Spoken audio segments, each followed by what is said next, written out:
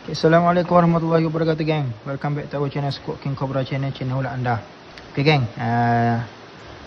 Ramai yang tak tahu, dekat Malaysia ni sebenarnya kita ada juga ular yang berbisa dan juga beracun.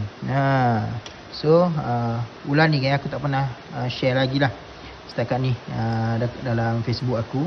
Jadi hari ni, geng, aku nak cerita sikit pasal ular ni.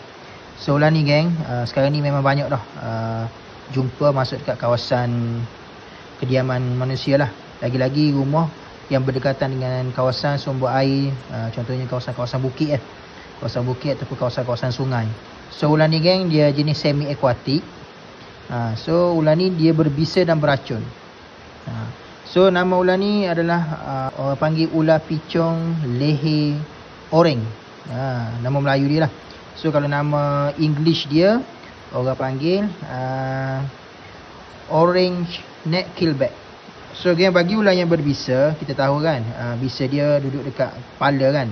So bagi ular yang ada racun ni, bagi ular yang ada racun ni, dia punya racun dia duduk di bahagian leher, atas kepala dia tu, dekat kawasan kepala dia tu. So geng, untuk ular picong ni, geng, dia adalah mangsa juga kepada ular-ular lain. Jadi bila dia rasa terancam ataupun dia rasa ada haiwan lain nak makan dia, dia akan keluarkan racun dekat leher dia tu. Untuk ular picong ni adalah ular yang semi aquatic lah.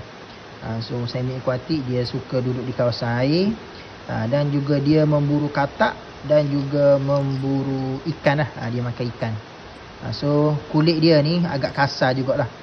Agak kasar sebab ular air ni memang orang kata kulit dia tu tujuan dia adalah untuk mencengkam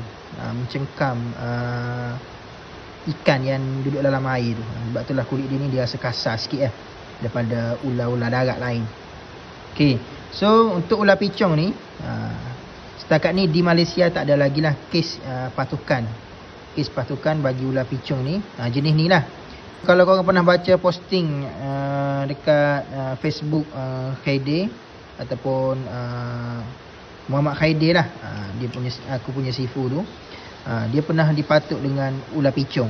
Jadi nanti aku share pasal story dia macam mana. So ular ni setakat ni tak ada lagi kes dekat Malaysia. Ular ni memang musim-musim hujan ni dia akan cari tempat-tempat untuk berlindung lah.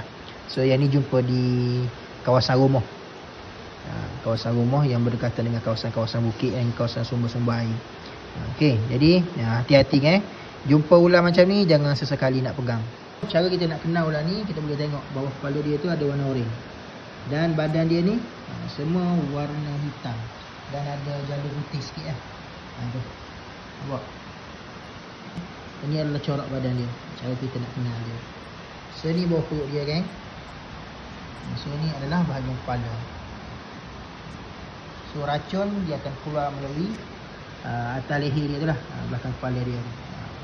Kita jumpa ular ni, kau kena hati-hati. Lagi-lagi orang yang suka mandi-mandi sungai, kawasan-kawasan air terjun, kena hati-hati. Jangan lupa like, comment dan share. Jumpa di next video Squad King Cobra channel ular anda. Bye-bye.